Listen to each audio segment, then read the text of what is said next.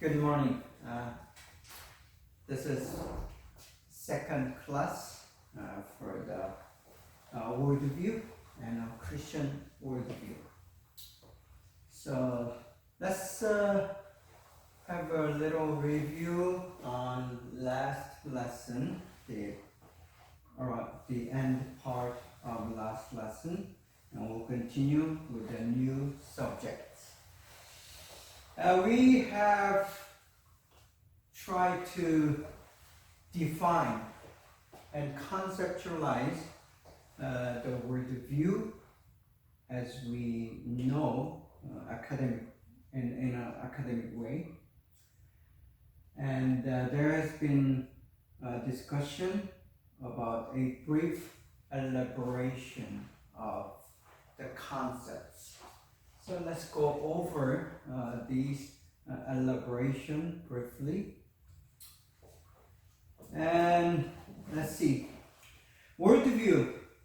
It should be a coherent belief system, and also it provides us with a rationalized answers, and then it's an integrated paradigm, and also it is guided lifestyle. And in addition to that, the worldview that we practice and we conceive, it has a distinctive community. So there is a certain community that supports a similar or the same worldview, and they are called a society. And also it produces a dominant culture. Dominant culture meaning everyone kind of has a sense, an idea. Even though they do not say it, they are aware of these cultures. And culture is learned without really acknowledging. Okay? Then we would have a ultimate life view, which is the core of any worldview. So when we talk about a worldview, it comes down to the answer. What is life about? What is the best life or good life? Or what is the right thing to do and what is not right thing to do? So these are again the elements of worldview, and any worldview should contain these elements. Okay, so we have looked on each one of them into details. We have discussed this coherent belief system. As it is elaborate or written there, coherent. That's a characteristic. That's determining factor for a good worldview of a society. It has to be coherent. If it's like a fragmented or separated, or it is not connected, then it's not coherent. Coherent means it's together, it's related. One explains the other, and that the other also explains this. So it has a mutual explanation and understanding for another.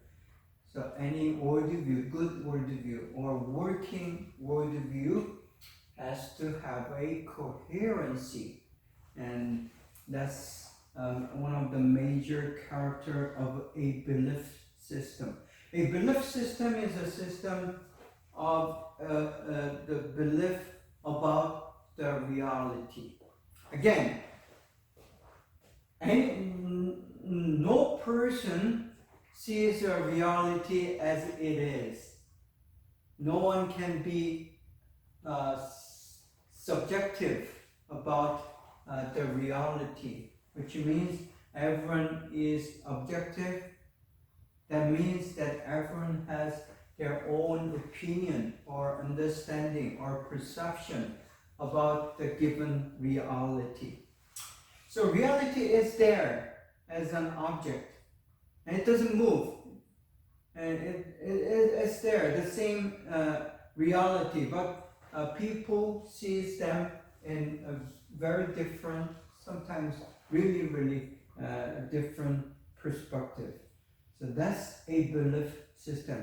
You don't actually see it, you believe about the reality. So that is a belief system. It is a system because somehow, in some way, it is all organized. It's put together. Sometimes it's intentional, but sometimes, many times, you do not even know that you are organizing your belief system. If this belief system is fragmented, and you have problem, you have trouble. You have trouble in explaining who you are, what the reality is, how you are related to this world.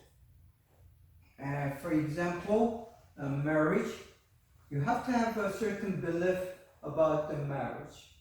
Some people believe it is to produce the children in ancient days, and sometimes it is to gain a labor force by getting married. And for the old society, the ladies, women, did not have a position in the society. So for them, the marriage is the security, it's a safety, and it's provision. So by getting married, you are going to have a more certainty about your future.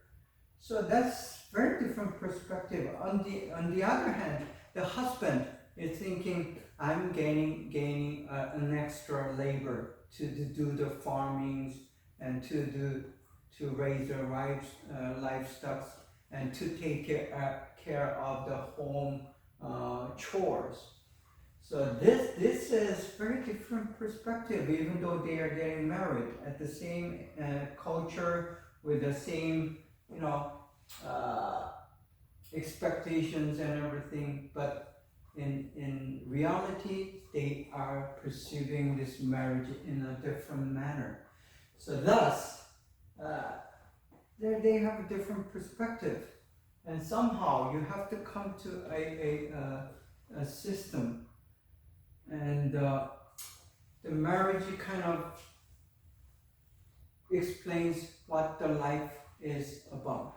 If it's about the security, your whole decisions, all the decisions should be based on the issue of providing security. Usually as a financial security, that you are able to eat and sleep and you have a place to come as a home. And that's a basic need, basic primary need. And most worldviews try to provide that security of your survival. And it tries to explain the reality in those ways. So that's kind of a belief system that we are going to talk about. And next, so thus, by providing a system of belief or belief system, one is giving answers to himself or to the community or to others. So it is rationalized answers. I told you that in last class, it is rationalized because this person say it's the right answer, but the other person may say no, it is not. But for the person who's saying it is true, for him or her, that's already rationalized, meaning it persuaded that person.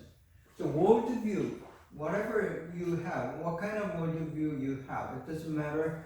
It has to persuade you to believe it as true. If you have if you have constant doubts about these answers, then that worldview is not yours. That is not yours.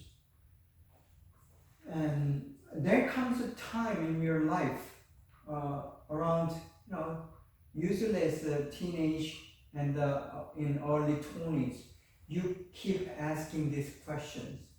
The question basically is the answers that were told by the culture, by your parents, by your teachers, and by even your religious leaders. Is it true? And you're going to ask that question, and you have to have the answer, yes, this is true. And it should be able to persuade you, and thus you are going to persuade others. So it is rationalized answers. You kind of tell yourself, this is true, and you begin to believe in it. And once it becomes a belief, it is hard to change, because a belief, it's not just happening in your head as a knowledge, but it comes down to your heart. It passes through your mind and thinking, and it is processed, and it resides in your heart. So once it becomes your heart matters, that's a belief, and it is difficult to change. And in the life process, there are some unanswered questions. These are the issues and the problems that's gonna bother you. And it's better for us to have more rationalized answers or good answers than not to have any answers. If you don't have answers, you are confused. Once you're confused, and your life is not going to be that stable. So many young people today are troubled because they do not have a coherent and congruent and rationalized answers. And we are constantly asking these questions, and many are afraid to ask these questions because people assume that you're mature enough to have your own answers. But matter of fact is that majority of people kind of assume that they do have rationalized answers, but they do not really believe in it. So people think that they have answers, and sometimes they brag about it and talk about it and be loud about it, but in reality, in truth, they do not have these answers. And the Christianity, or any other religion in matter of fact, is trying to provide the very fundamental and basic frame of works, or the paradigm, or the worldview, or answers to the life questions.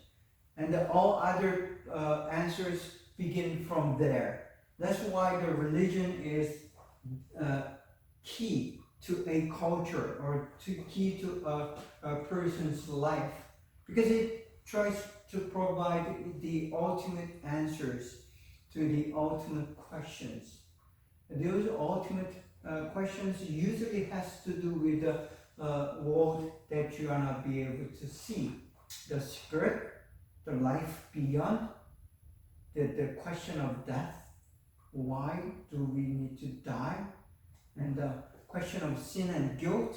These are the fundamental questions, and the worldview provides that rationalized answers. Many cultures, you kind of become a passive person who are just accepting and receiving these answers that are given by the authority, whether it's a spiritual authority, whether it's a government, whether it's a school. They are authorities and they are providing you with these answers. And our job, and as a responsible person, you are to evaluate and examine and test these answers that are given.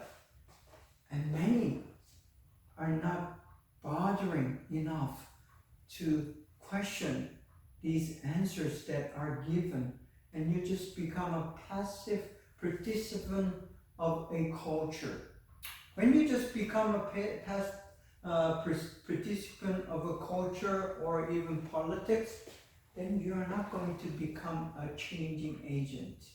The reason that we are studying further every day, just taking these kind of classes, college level classes and the graduate level classes, and even doing the doctoral classes, is because you want to become an agent of the change for the better, change for the human generation, not just for yourself.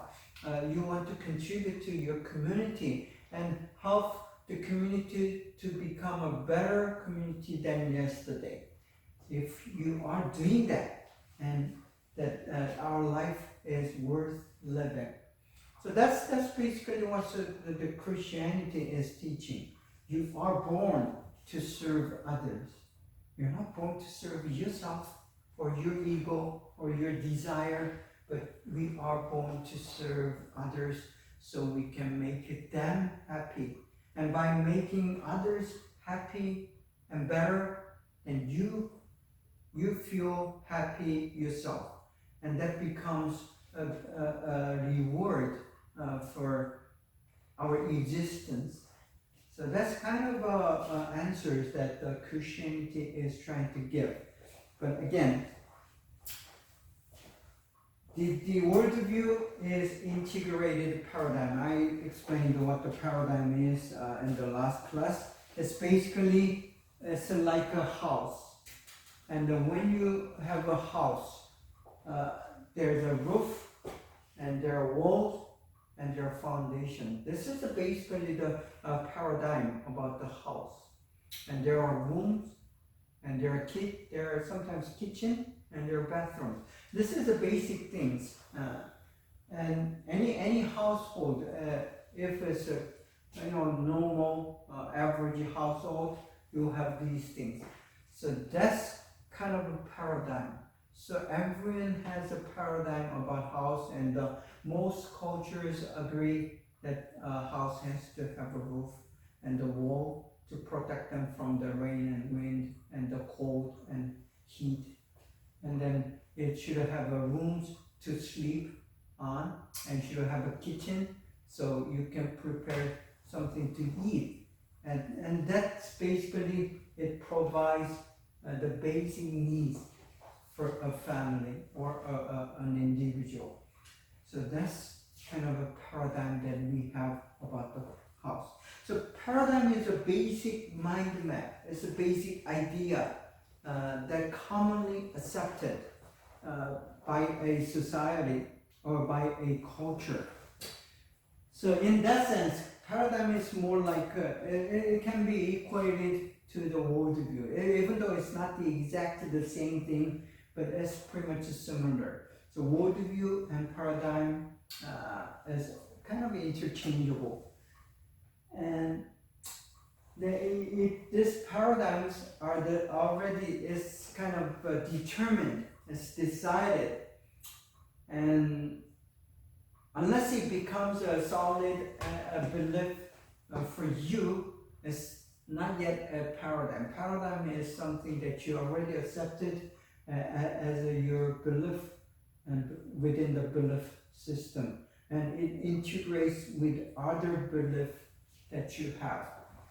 So that's paradigm, and it has to be one system integrated, and it has to be consistent doesn't change from day to day. If something changes from day to day, it's not a belief yet.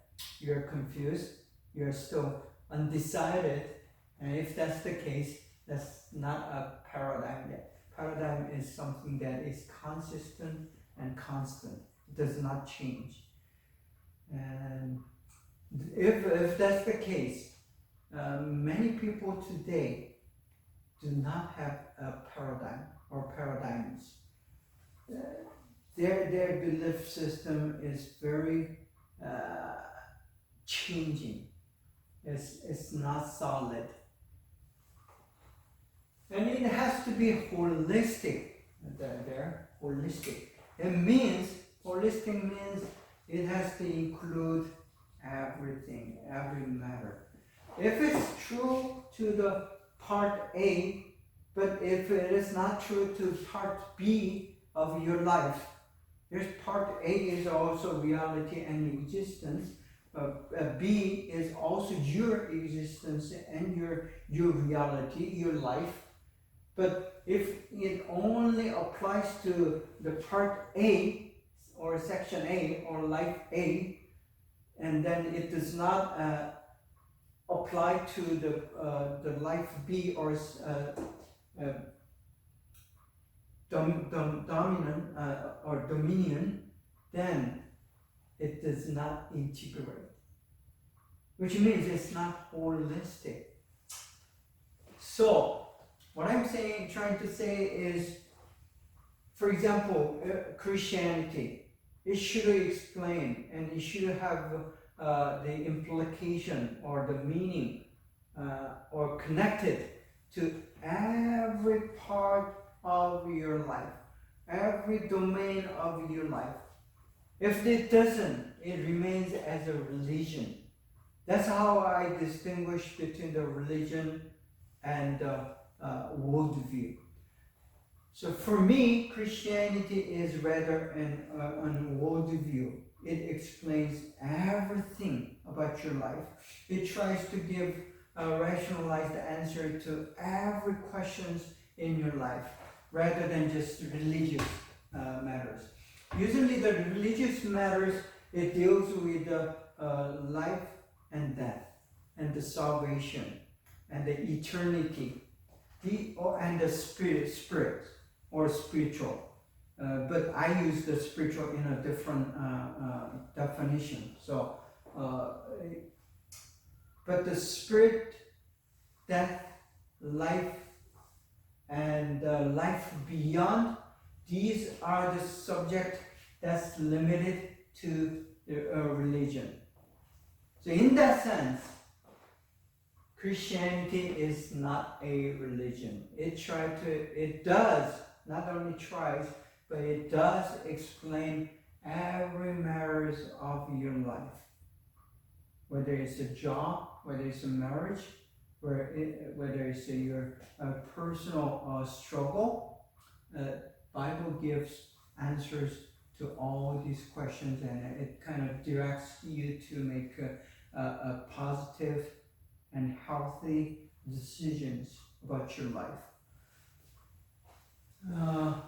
So holistic means it includes everything. Again, guided lifestyle. Because it is holistic, a worldview tries to explain what the life is about and how you should live your life. And see, but it says guided lifestyle. But let's define the lifestyle first. Lifestyle is a way of living, or ways of living. How you live your life, how you dress, what kind of food you eat, and what kind of houses you build. So lifestyle has to do much with the culture. Culture is a big boundary of your lifestyle, but lifestyle is more of individual favor or flavor. You decide your own lifestyle. So within one culture, there could be many different lifestyles. But some culture does not allow diverse lifestyle. But some cultures, for example, in America, you have really different or diverse lifestyle. But in some cultures, you are very limited, restricted to a certain way of life. I wouldn't say, I wouldn't give an example, but you know what I'm talking about. There are some so-called religious nations who are trying to impose a certain lifestyle, how you dress and how you should not dress, and it gives what to do and what to do not to do, and limits lifestyle.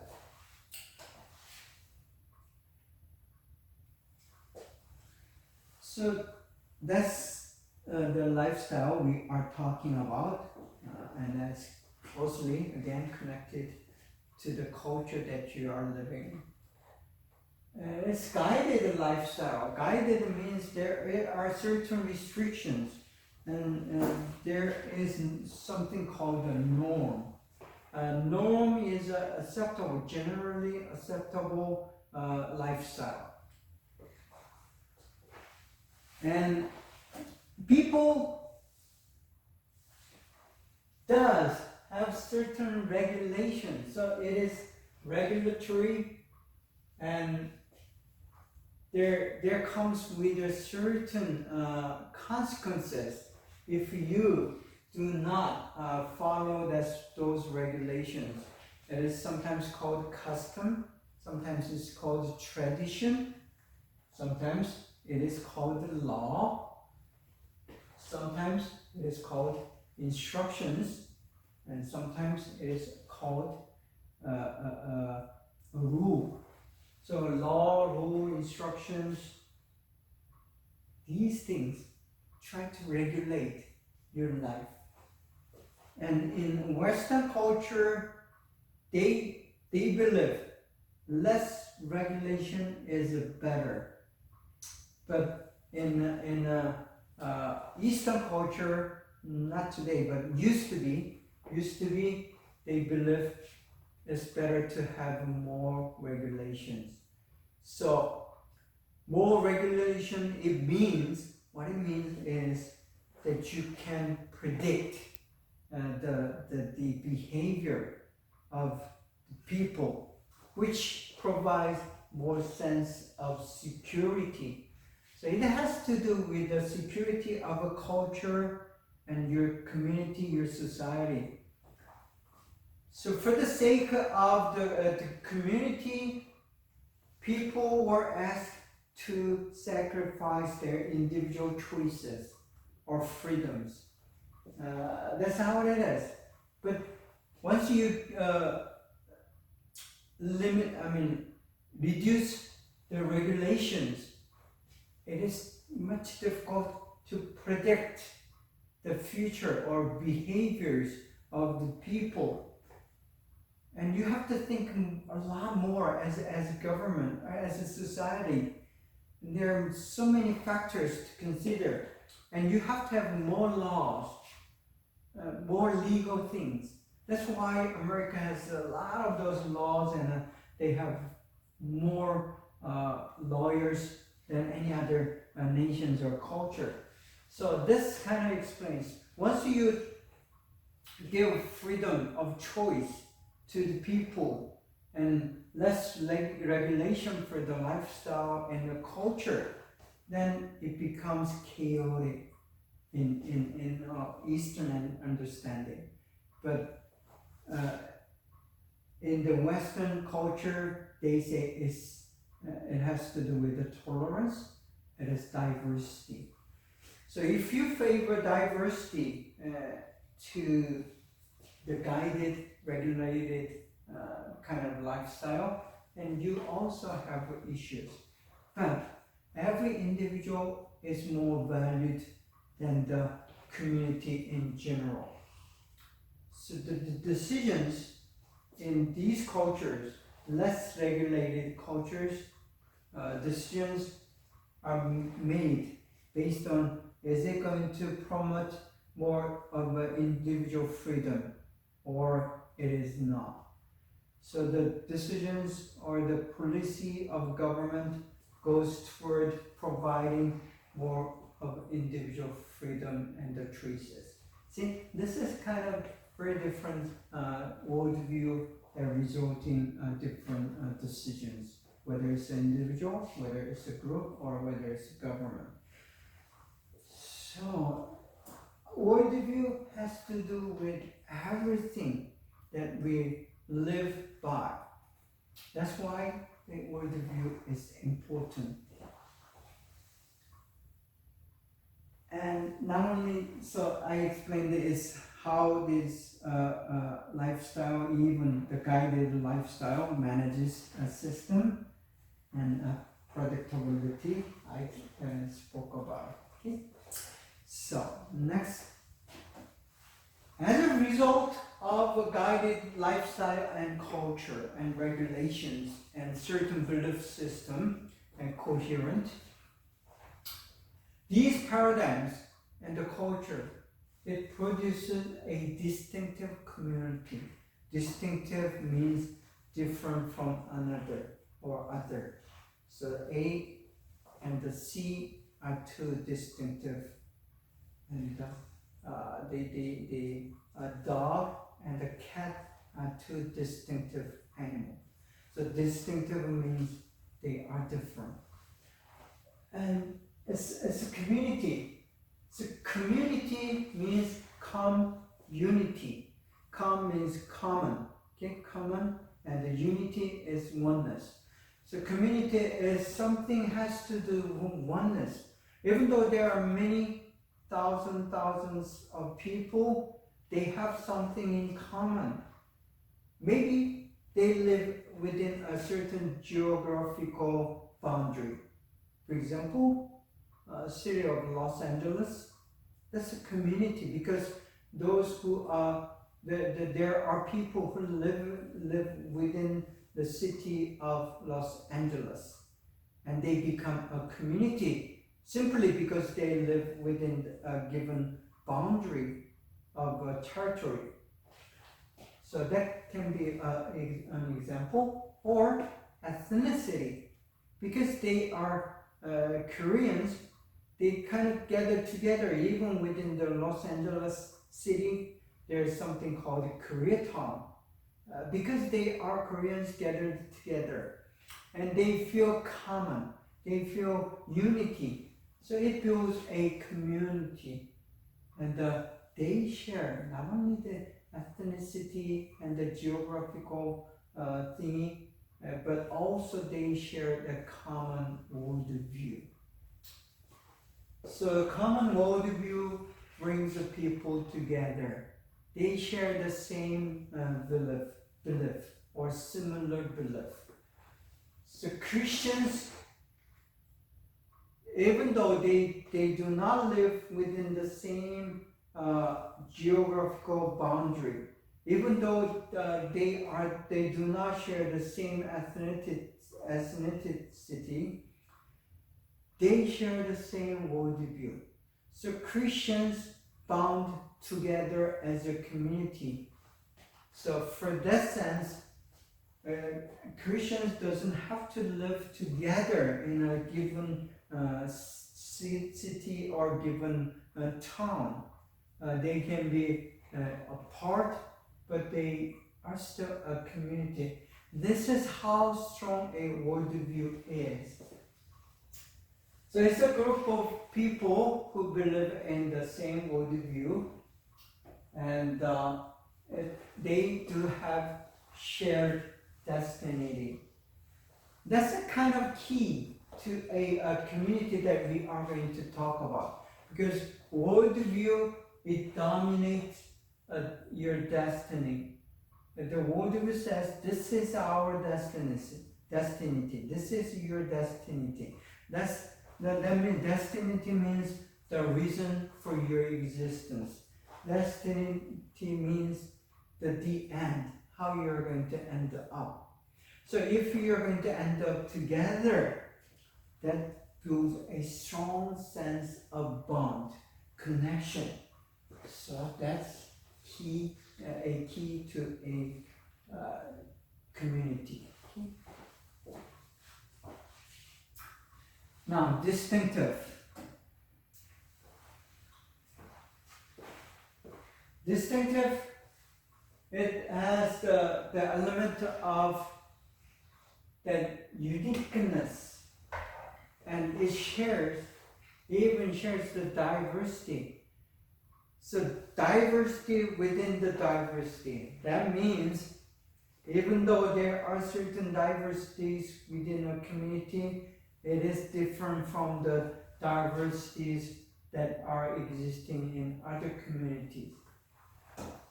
So even the diversities, the differences, you share together. So those diversities still has a certain limitations or boundaries. And that uniqueness, that kind of provides you with the uniqueness. For example, food. Let me give you an example of food. For example, spaghetti. There are probably 2,000 or more different kind of spaghettis, and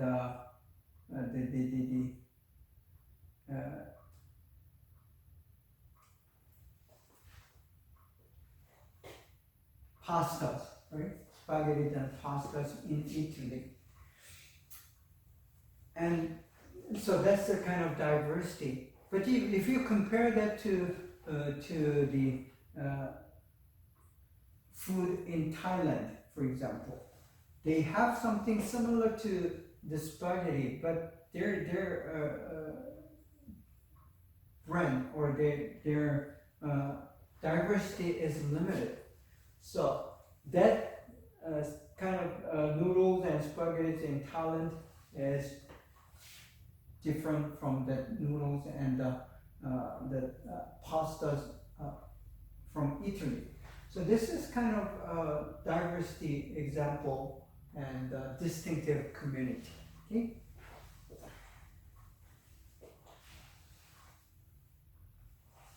So there is something that's exclusive, and that difference causes hostility. That's another thing about the culture. When you share certain things together, when you see something that is very different, again, distinctive from yours, many people in general develop a sense of hostility.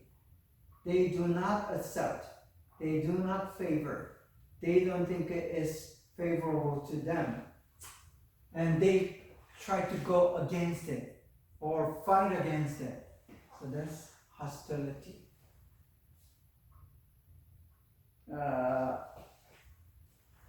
Sometimes it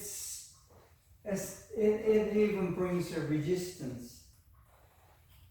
And for example, in Korean history, there was a belief among the people you should not cut your hair that were given by your parents, and that is against the norm, and you should never do that.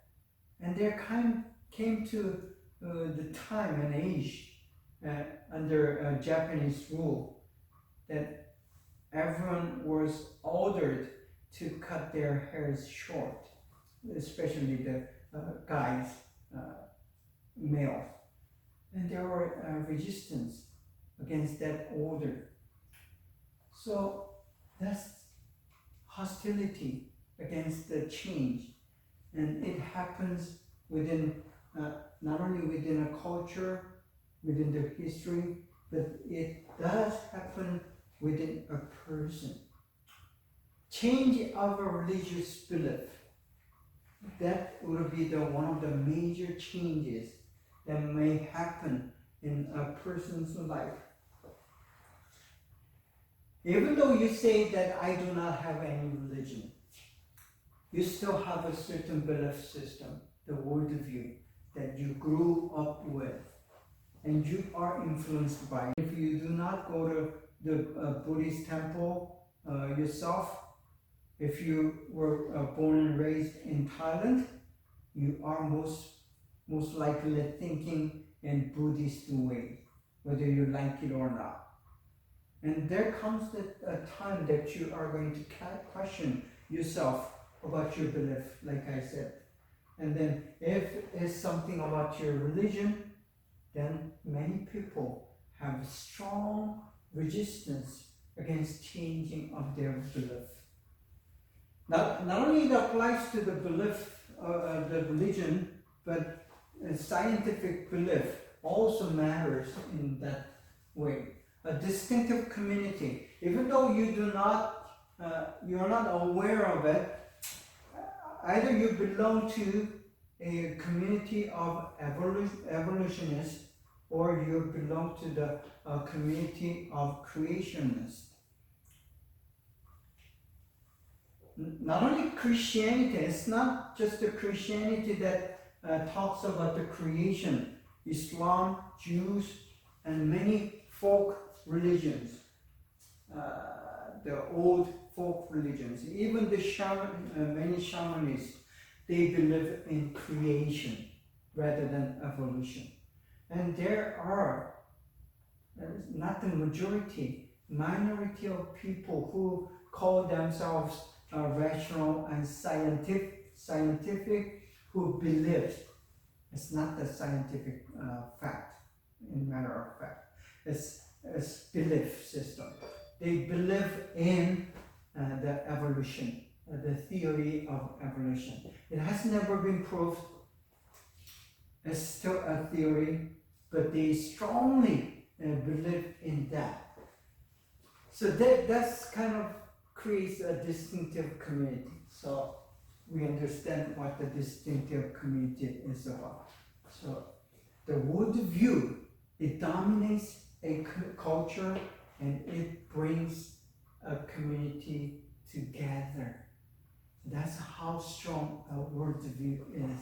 That's how important a worldview is.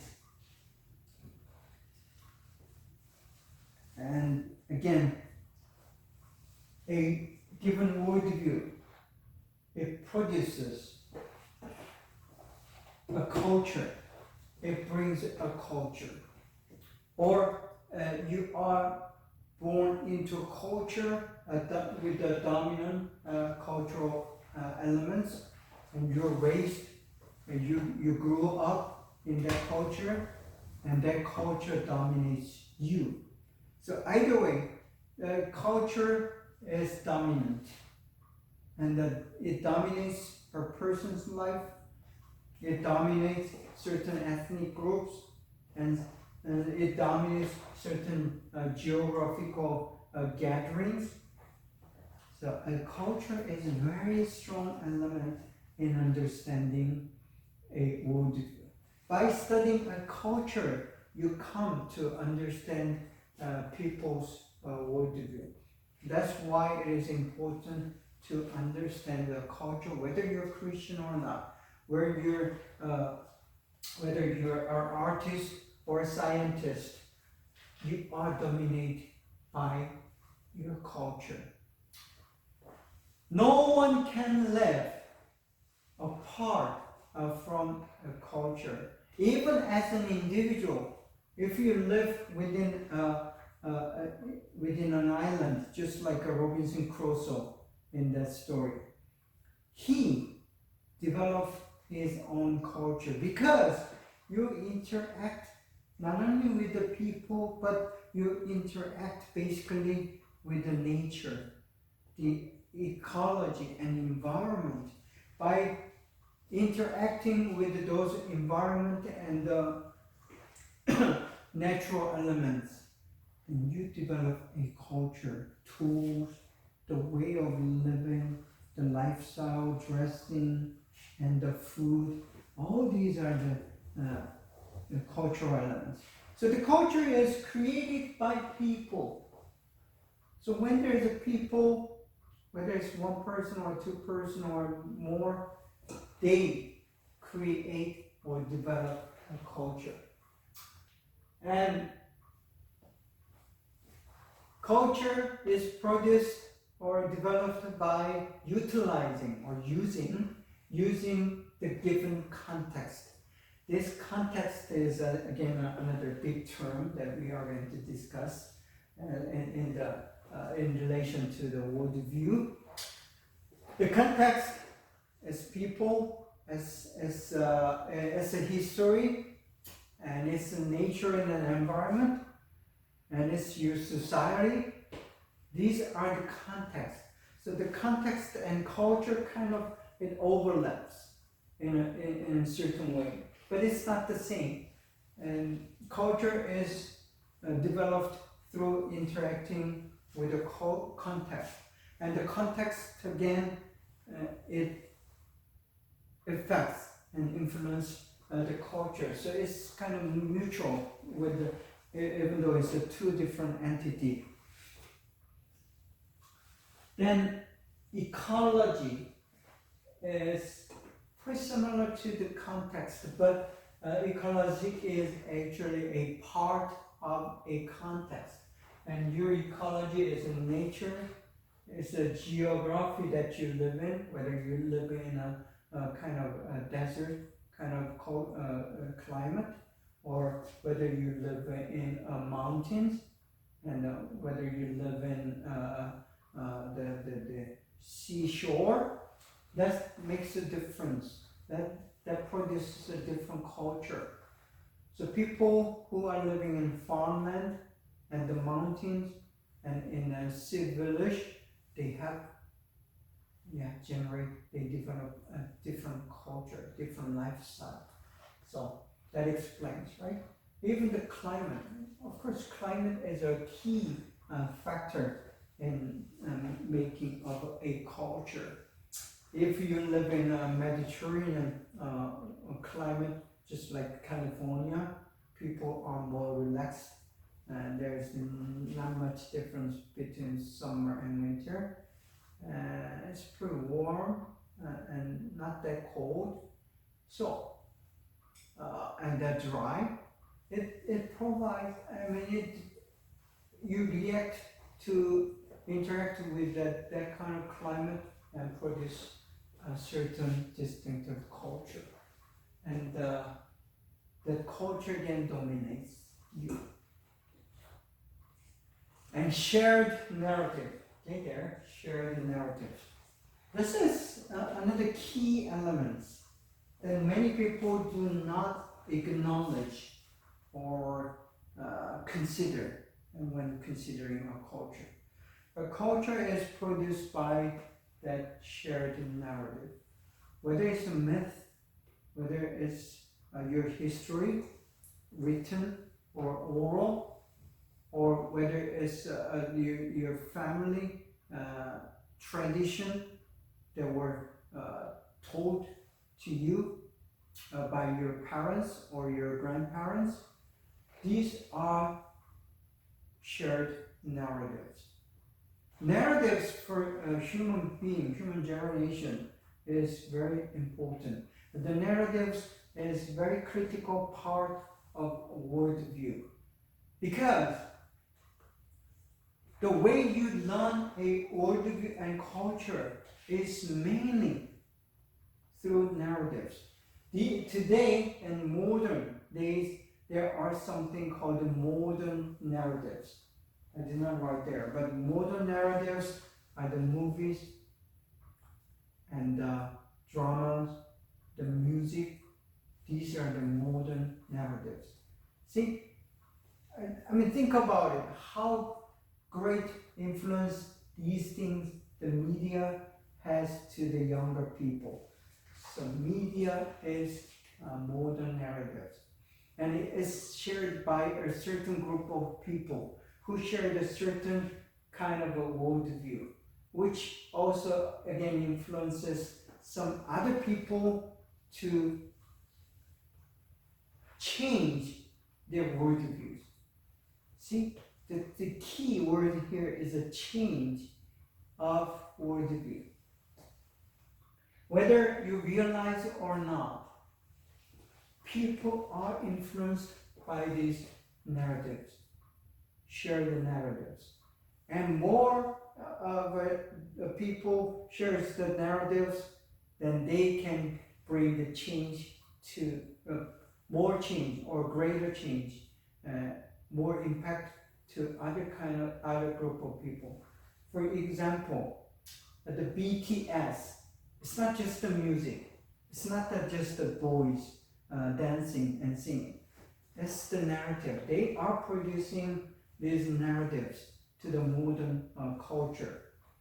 And these narratives, people listen and hear and they accept their narratives with the music. And they share the common worldview.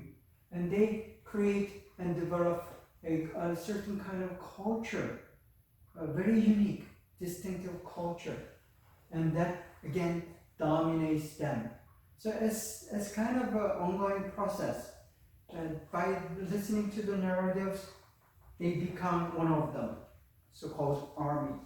And this army tells a story, and then it dominates not only themselves and influence and brings a change to the lives of others. So that's a strong kind of worldview they are creating. I'm not trying to make a judgment on whether it's a good narrative or not. Everyone is making their own judgment. And usually the religion and the way of dressing and food were the most dominant element of a culture. So nowadays, there's the narrative is more stronger than these food and other dressing, way of dressings and all the language. So narrative is above language. Whether you speak English, Korean, Chinese, there is some narratives above that. And they share those narratives. So that narrative is a key to a dominant culture. Dominant. See, there are certain level of culture. There is a family, there is a tribe, and there is a personal. So personal is the most micro unit of a culture. So you have your own personal culture, your culture. That's very distinctive, different from any other people. Then there's a family. Your family have your own distinctive culture that kind of only your family shares. Then there's a tribe. There's not tribe anymore in a modern society, but see, look at your company that you work in, and at your school. These are considered at the level of tribe in ancient days. So ancient tribe is more like today's school and workplace and your group of friends. See, so these are, you're creating a modern kind of tribe because they share the same narrative. So narrative again. And they do have shared norms. With a shared narrative comes a certain standard, a certain ways of living. So I gave an example of BTS. These people know all the songs that BTS ever recorded. And they can sing without looking at the verses. I mean, it's in their head and heart. So not only they share the narrative, they have certain way of doing things. See? And those are called norms. And a religion, for example, for Islam, there are 5 prayers. Then that's the behavior that you have to follow, and as a shared norms. Everyone who call themselves a faithful Islam or Muslim, they do pray 5 times a day. And of course, they do have a shared dominated by their belief. They do act in a certain way, not because the acting of a certain way makes them to belong to a certain group. That's one major reason. But beyond that, behind that, there's a certain belief that makes them to do certain actions and behaviors and so-called norms and repeat the narratives. So that's the belief. So the belief dominates them, whether we realize or not. It is the belief that are going to dominate our lives. And that's how strong and significant our worldview is. Okay. These cultures and the paradigm and the worldview are learned and it's reinforced. Okay, there are 2 aspects. First is learned. Sometimes it's learned by your own effort. Sometimes it is learned by without your effort.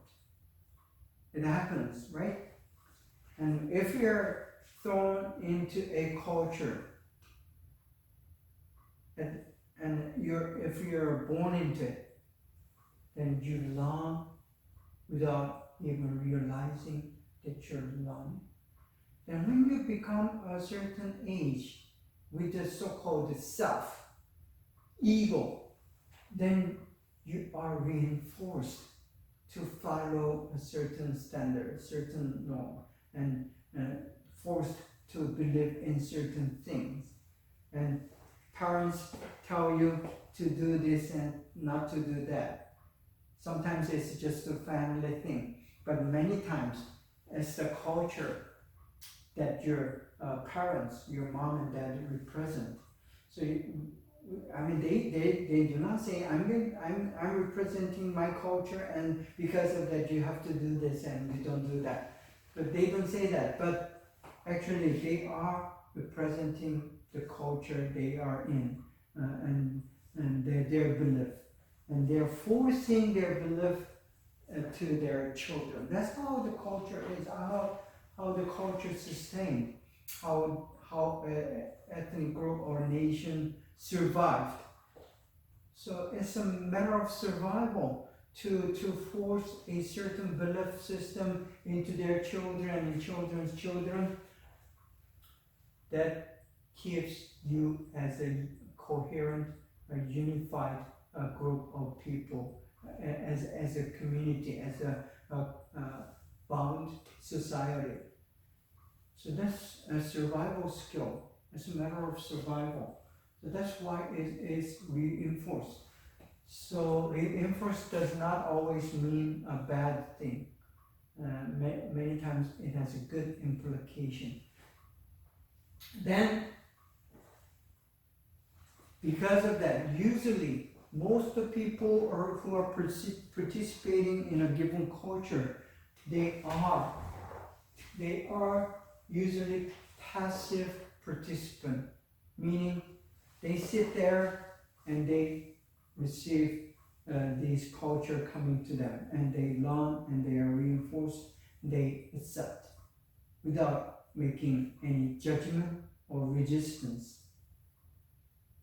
And there comes time that you have to make a decision yourself, whether you're going to accept that culture that was given to you or not.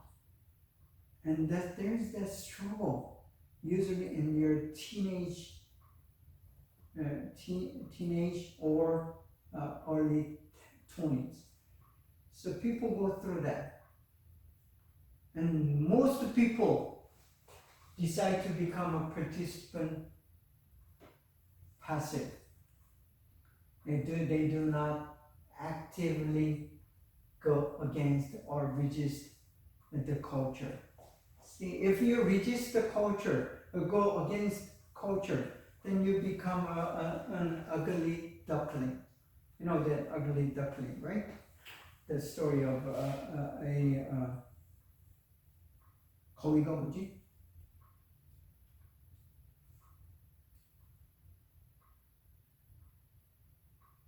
A story of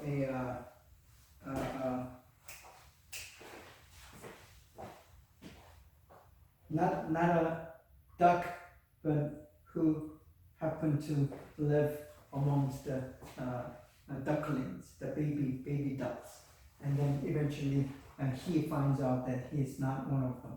See, that happens.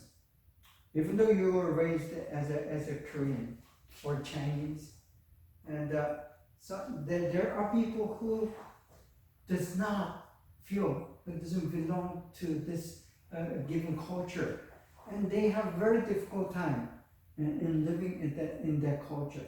See, that happens a lot without us realizing. But many decide just to submit themselves to that given culture.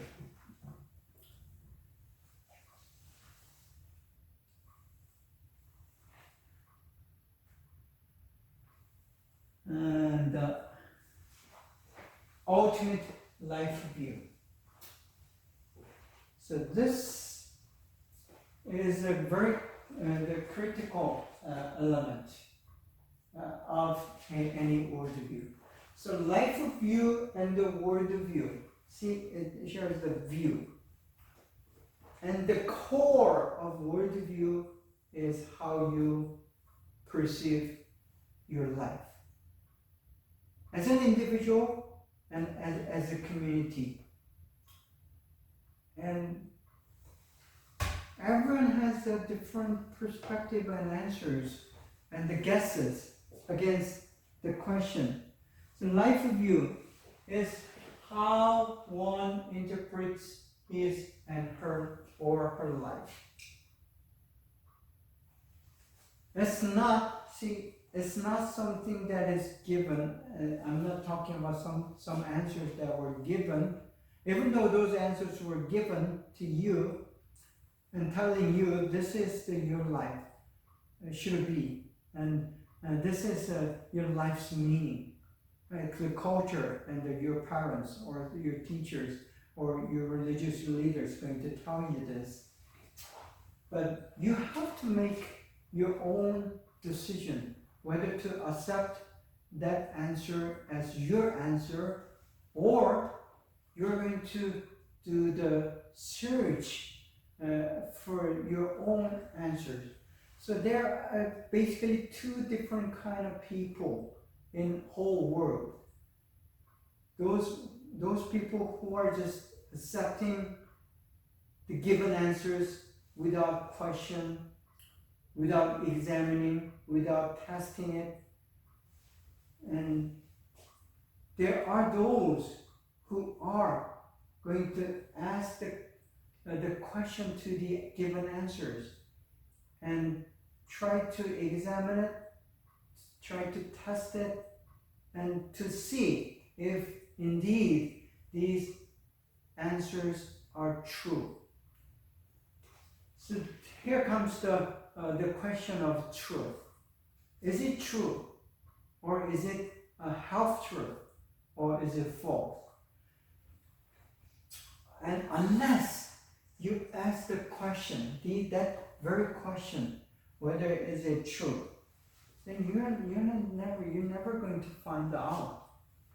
Not only you're going to ask the question, you have to do the work yourself, because no one's going to do the work for you. So this is something that you have to do yourself. You have to search, you have to research, and you have to examine, and you have to evaluate, you have to test and experience yourself and make a very rational and balanced decision about the question. So how one interprets about your life? You have to be the center and the subject of the interpretation, not someone who is interpreting your life. So many times people are satisfied with someone else's interpretation of your life. Right? At the end, I mean, it is your life, ultimately. It's not yours. No one's going to live your life for you. And us in the, Far East or Northeastern Asian culture, dominated by the Chinese Confucian philosophy, people are very passive. They believe in something called the given destiny. And because of that, the answers, the interpretation given by the society and the culture was dominating their lives, the history even. And in the 21st century, we face, whether you're Chinese, Korean, or Japanese, we are struggling against the vast history, thousand years of history. That's a shared narrative that I talked about. This shared narrative is so strong, it dominates the whole culture. And it is very difficult for us individuals to go against that kind of interpretation that were given throughout the history for many years and many generations. And it seems almost impossible to go against. But in 20th century and 21st century, we are facing these changes.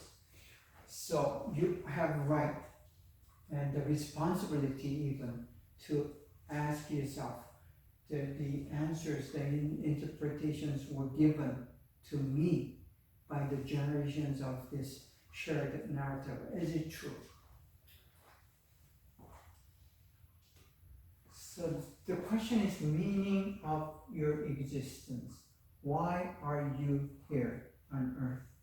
Is it for just wealthy life with a lot of money and the comfort and the power and the fame? Is that why you're here on earth? Is it going to provide you with the happiness and gratitude? And when everything is over, are you going to say, I lived well? So that's the kind of question, meaning of existence. What is the meaning of your existence? And interpretation of reality. Is it, the word, I'm sure that you're feeling that you're the center of this world, whether you realize it or not. There are times that you stop and thinking, okay, I'm existing here, I see the world, and so it exists for me, but is it true? And the reality that you see and you touch and feel, well, what implication, what significance those reality has to you? That's the kind of question. And how you interpret your family and your society, your culture, and the money and the wealth. These are the reality that you see and experience. And you have to have a certain standard or the interpretation of that reality. And ultimate means the eternal end, the very, very end, the final. So death and beyond, that's the question. And the final destiny, what's going to happen to your body, your mind, and your spirit? And the spirituality includes all these questions. So people have a different spirituality, and that means they have their own different interpretation. And again, many times people just passively accept the answers were given. And when you do not have the answers to this ultimate life view, I can safely say that you do not have a worldview, because this life view is very core of the whole worldview that we are going to examine. And if you are missing that core, it's like a car with an empty gas tank. Even though it's a new one, very brand new car, if you don't put the gas in, it's not going to run. It's not going to operate. You cannot drive it. It's the same thing with a worldview. This is very, very the key to any culture, any worldview. So you are to examine and ask yourself, do I have this ultimate life view? And the most religions deals with this very question. And if it's limited to providing only the ultimate life view, then it stays as a religion. But Christianity, fortunately for me at least, it gives the answer to other questions as well. But still, going back to this key question, this ultimate life view. What is life about? Why are you here? And who are you? And if you have a good answers, that's great. But if you do not have, or if your answers are still confused, then we need to do the very responsible search for the answer of this life view. And next week, we'll continue with the major subjects of the worldview.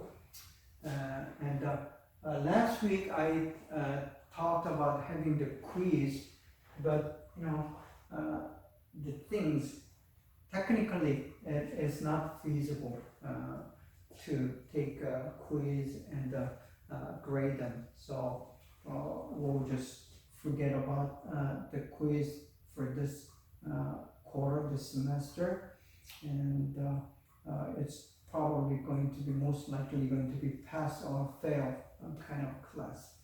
So please faithfully attend the viewing of this video, the lecture video, and make sure that you understand all the concepts and the terms and the explanation that I give. So try to watch it faithfully, and I'll see you next week. Thank you.